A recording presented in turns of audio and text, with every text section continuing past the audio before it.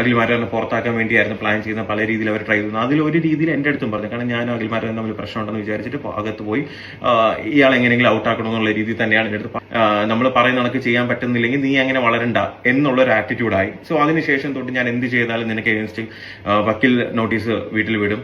പോയ സമയത്ത് അവിടെ ചെല്ലുമ്പോഴാണ് അറിയുന്നത്, കാരണം അതിൻ്റെ അകത്ത് എന്നെ ഇഷ്ടപ്പെടുന്ന ആൾക്കാരും ഉണ്ട്. അവരെൻ്റെ അടുത്ത് പറഞ്ഞു, അതിന്റെ ക്രൂവിൽ തന്നെ അവൻ്റെ അടുത്ത് പറഞ്ഞു, റോബിനെ ഡീഗ്രേഡ് ചെയ്യാനുള്ള പ്ലാൻസ് ആണ് ഇവർ ചെയ്യുന്നത്. കാരണം റോബിന്റെ ആ ജനപിന്തുണ കുറയ്ക്കണം, ഓക്കെ, ഉള്ളതും കൂടെ ഇല്ലാണ്ടാക്കണം എന്നുള്ളത് പറഞ്ഞപ്പോൾ ഞാൻ ആലോചിച്ചു, ദൈവമേ, ഇങ്ങനെ ഒരു കോർപ്പറേറ്റ് കമ്പനിക്ക് അഗൻസ്റ്റ് പറയുമ്പോഴത്തേക്ക് എന്റെ കരിയറോ കാര്യങ്ങളൊന്നും ഞാൻ നോക്കിയില്ല.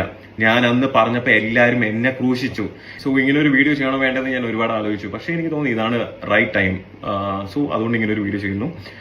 എനിക്ക് പറയാനുള്ള കാര്യങ്ങൾ ജസ്റ്റ് ചുരുക്കി പറയാം.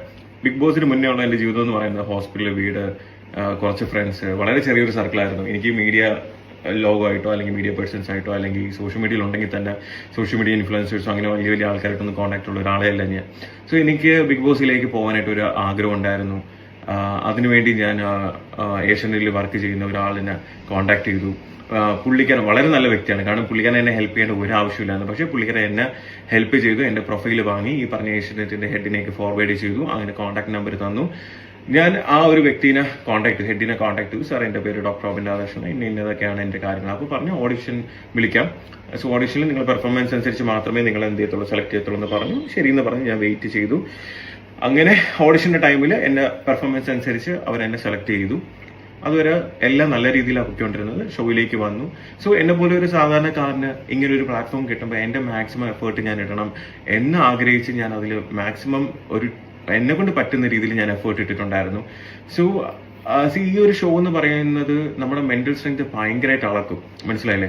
അത് മാത്രമല്ല, അതിനകത്ത് അത്രയും മെന്റൽ സ്ട്രെങ്ത് ഉള്ള ആൾക്കാർക്ക് മാത്രമേ അതിനകത്ത് സർവൈവ് ചെയ്ത് പോകാൻ പറ്റൂ. അതിനകത്തുള്ള ഓരോരുത്തർക്കും അതിൽ ഹാറ്റ്സ് ഓഫ്. കാരണം അത്രയും സ്ട്രഗിൾ ചെയ്ത് അത്രയും മെന്റൽ പ്രഷർ എല്ലാം താങ്ങി എത്രയും ക്യാമറേസിന്റെ ഇടയിൽ ഇരുന്നിട്ട് കാര്യങ്ങളെല്ലാം ചെയ്യാന്ന് പറഞ്ഞാൽ നമ്മൾ ഈച്ച് ആൻഡ് എവരി കാര്യങ്ങൾ അവർ നോക്കിയാണ്, മനസ്സിലായില്ലേ? സോ ആ ഒരു രീതിയിൽ അതിൻ്റെ അകത്ത് സർവൈവ് ചെയ്ത് വരിക എന്ന് പറഞ്ഞാൽ അത്രയും പാടുള്ള കാര്യത്തിലേക്ക് എന്താ പറയാ, അതിൻ്റെ അകത്ത് വിന്നേഴ്സ് ആയാലും അതിൻ്റെ അകത്ത് പാർട്ടിസിപ്പേറ്റ് ചെയ്ത് ഒരാഴ്ച നിന്നവരാണെങ്കിലും നിങ്ങളെല്ലാവരും ഗ്രേറ്റ് ആണ്. കാരണം എന്ന് വെച്ചാൽ എനിക്ക് അതിന്റെ ബുദ്ധിമുട്ട് അല്ലെങ്കിൽ അതിന്റെ ആ ഒരു മാനസികാവസ്ഥ എന്താണെന്ന് എനിക്കറിയാം. സോ ആ ഒരു ഷോവിന്റെ അകത്ത് ഇനി നിങ്ങൾ പലരും കണ്ടിട്ടുള്ളതായിരിക്കും. ഞാൻ സീസൺ 4 അകത്ത് ഓൾമോസ്റ്റ് ഭയങ്കരമായിട്ട് മെന്റൽ എന്താ പറയാ മെന്റൽ സ്ട്രെങ്ത് എന്റേത് അളന്നിട്ടുണ്ട്. സോ 65 ദിവസം കഴിഞ്ഞ് അങ്ങനെ ഒരു ഇൻസിഡന്റ് എല്ലാം കഴിഞ്ഞതിന് ശേഷം ആ ഒരു സീക്രട്ട് റൂമിന്റെ അകത്ത് 5 ദിവസം ഇരിക്കുന്ന സമയത്ത് സത്യം പറയാലോ, നമുക്കൊരു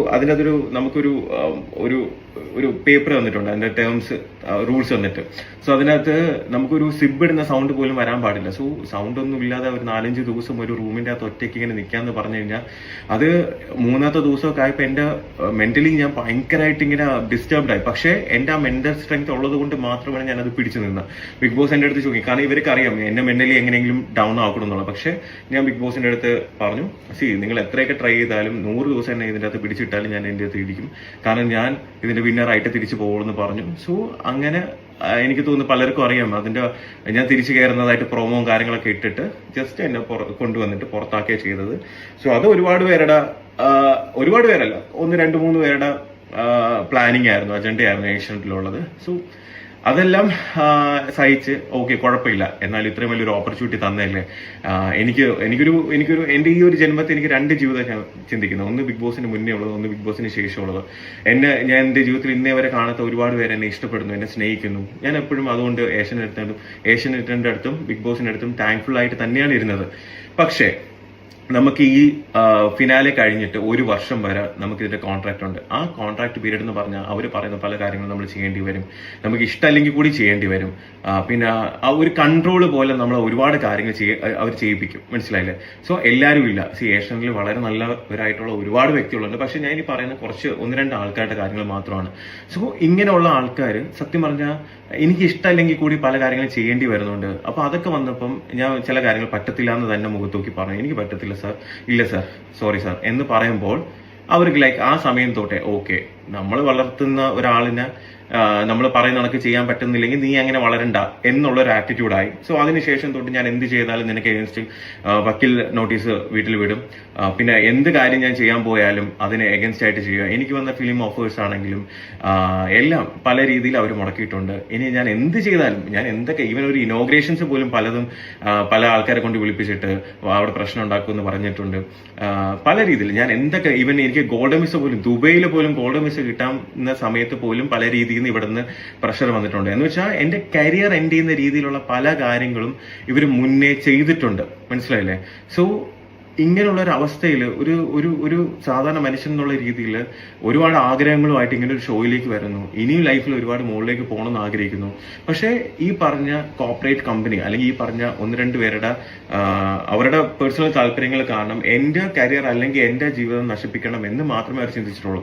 എന്നെ പല പ്രാവശ്യം വിളിച്ചിട്ട് പറയും, ഒരു റോബിൻ ഉണ്ടാക്കാൻ അറിയാമെങ്കിൽ 100 റോബിൻ ഉണ്ടാക്കാനും അറിയാം, അത് ഇല്ലാണ്ടാക്കാനും അറിയാം. ഇത് പല പ്രാവശ്യം പറയുന്നു. ഒരു പ്രാവശ്യം ഇത് കേൾക്കുമ്പോൾ പൊടി വണ്ടിയിലുണ്ടായിരുന്നപ്പോഴേ വിളിക്കുന്നത്, പൊടി വയ്ക്കുന്നത് എന്താ റോബിൻ ചേട്ടാ ഇത് സിനിമയിലൊക്കെ സാധനം ഇങ്ങനെ കേട്ടിട്ടുള്ളൂ എന്ന് പറയുന്നുണ്ട്. സോ അങ്ങനെയുള്ള കുറെ കാര്യങ്ങളും പ്രഷറും എനിക്ക് വരുന്ന എന്തൊക്കെ കാര്യങ്ങളുണ്ട് അതിനൊക്കെ തടസ്സം വരുത്തുക.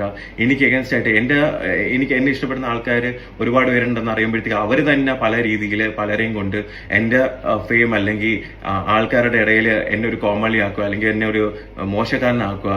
ഇതെല്ലാം അവർ ഒരുപാട് ട്രൈ ചെയ്തിട്ടുണ്ട്. ഒരുപാട് അവർ സക്സസ്ഫുള്ളുമാണ്. മനസ്സിലായില്ലേ?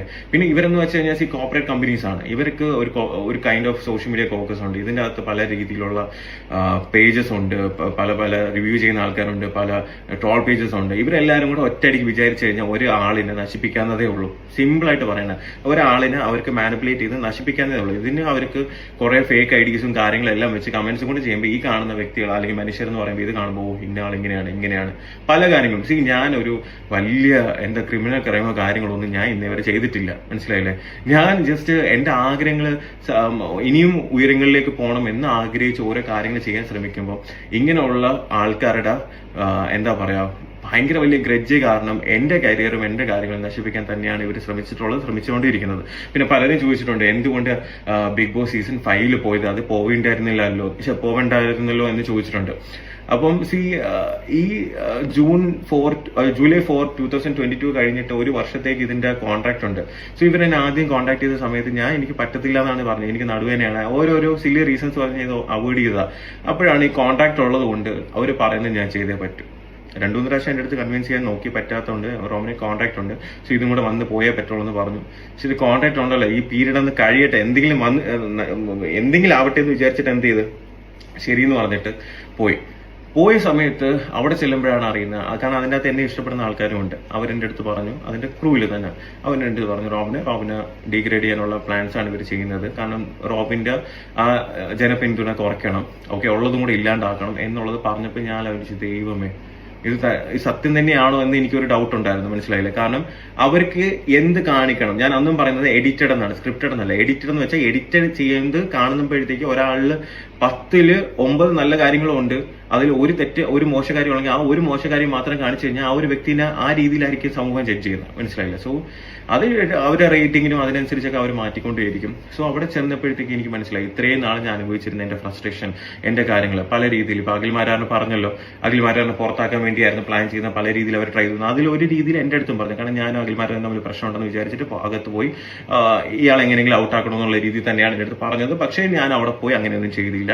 ഞാൻ വളരെ നല്ല രീതിയിലാണ് ആദ്യം സംസാരിച്ചത്. പിന്നെ അത് കഴിഞ്ഞതിന് ശേഷം ഒരു സിറ്റുവേഷൻ എനിക്ക് എന്റെ സീസണിൽ നടന്ന പോലത്തെ ഒരു സിറ്റുവേഷൻ വന്നപ്പോൾ ഞാൻ അവരുടെ അടുത്തല്ല, ഞാൻ ബിഗ് ബോസിനെയാണ് ചോദ്യം ചെയ്തത്. ബിഗ് ബോസിനെ ഏഷ്യനെറ്റിന്റെ അടുത്ത് ഞാൻ ചോദ്യം ചെയ്തു, ഇതേപോലെ എന്താണ് നിങ്ങൾക്ക് 2 സ്റ്റാൻഡ്, എന്തുകൊണ്ടാണ് എന്റെ അടുത്ത് ഇങ്ങനെ കാണിക്കുന്നത്, അവരുടെ അടുത്ത് ഇങ്ങനെ അവർക്ക് ഇതൊരു പ്രശ്നമില്ലെന്നുള്ള രീതിയിൽ ഞാൻ ചോദ്യം ചെയ്തു. ഇവിടെ അവർ കാണിക്കുന്ന ഓരോ അനീതിയും ഞാൻ അവിടെ വെച്ച്, എന്ന് വെച്ചാൽ ഈ പറഞ്ഞ കണക്ക് കോൺട്രാക്ട് കഴിഞ്ഞിട്ട് ഏതെങ്കിലും ഒരു സ്ഥലത്ത് ഇരുന്നിട്ട് ഒരു വീഡിയോ ചെയ്യല്ല ഞാൻ ചെയ്ത. ഞാൻ അവരുടെ സ്ഥലത്ത് കോൺട്രാക്റ്റിൽ ഇരിക്കുമ്പോൾ മുംബൈ ചെന്ന് ബിഗ് ബോസിന്റെ അകത്ത് കയറി ബിഗ് ബോസിലുള്ളവരെയും ഏഷ്യനെറ്റിനെയും ഞാൻ ചോദ്യം ചെയ്തു. ആ ചോദ്യം ചെയ്തപ്പോൾ അവർക്കത് നന്നായി കൊണ്ടു. മനസ്സിലായില്ലേ? അപ്പൊ എന്നെ പുറത്ത് അങ്ങനെ ആക്കാതെ വേറെ വഴിയില്ല.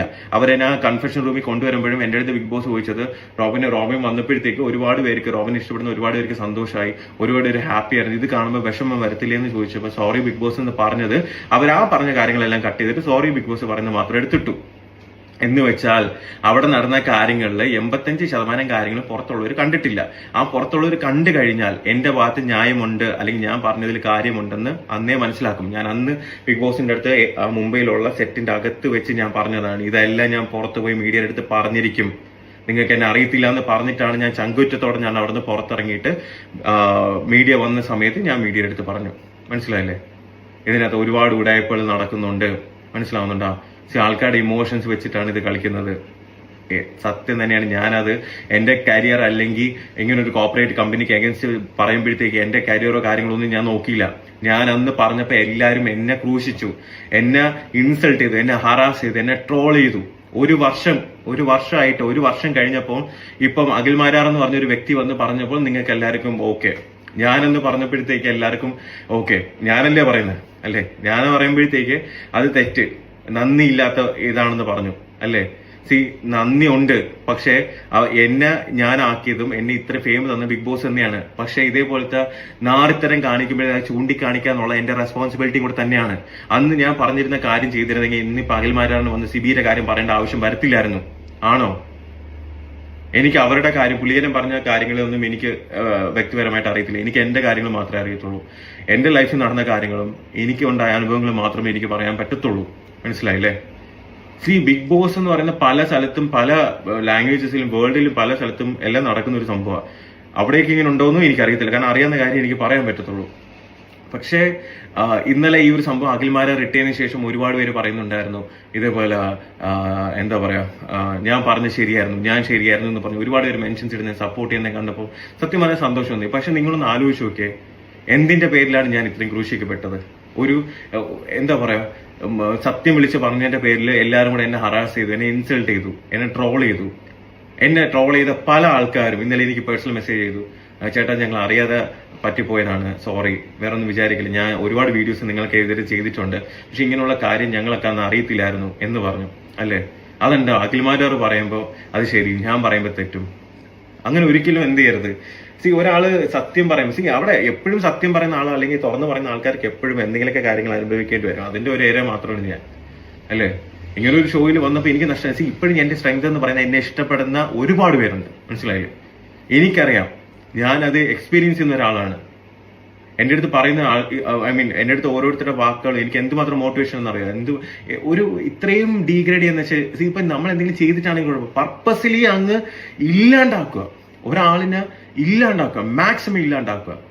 അതിന് പലരും കൊണ്ടുവന്ന് ഇന്റർവ്യൂ ചെയ്യിപ്പിക്കുക. ഇപ്പൊ ആ ഇന്റർവ്യൂ ചെയ്ത പലർക്കും ഇപ്പൊ ഒന്നും പറയാനില്ല, കാരണം അവർക്ക് വേണ്ടപ്പെട്ടവർക്ക് ഓരോന്ന് കിട്ടുമ്പോഴത്തേക്ക് ഇപ്പൊ അവർക്കൊന്നും പറയാനില്ല. മനസ്സിലായില്ലേ? ഇനി പറഞ്ഞ ആൾക്കാർ തന്നെ മാറ്റി പറയോ ഇല്ലെന്നൊന്നും എനിക്കറിയില്ല. പക്ഷെ എന്റെ നിലപാട് എന്നും ഒന്ന് തന്നെ ആയിരിക്കും. അതില് ആ നിലപാട് മാറണമെന്നുണ്ടെങ്കിൽ ഞാൻ മരിക്കണം. എന്റെ നിലപാടിൽ ഞാൻ എന്നും അടിയുറച്ച് തന്നെ നിൽക്കും. മനസ്സിലായില്ലേ? ഞാൻ വലിയ പെർഫെക്റ്റ് ആയിട്ടുള്ള ഒരു മനുഷ്യനൊന്നും അല്ല. ഒരുപാട് പോസിറ്റീവ് ഒരുപാട് നെഗറ്റീവ് ഉള്ള ഒരു സാധാരണക്കാരനാണ്. പക്ഷെ അനീതിയും തെറ്റും കണ്ട് ചൂണ്ടിക്കാണിക്കാനുള്ള മനസ്സുണ്ട്.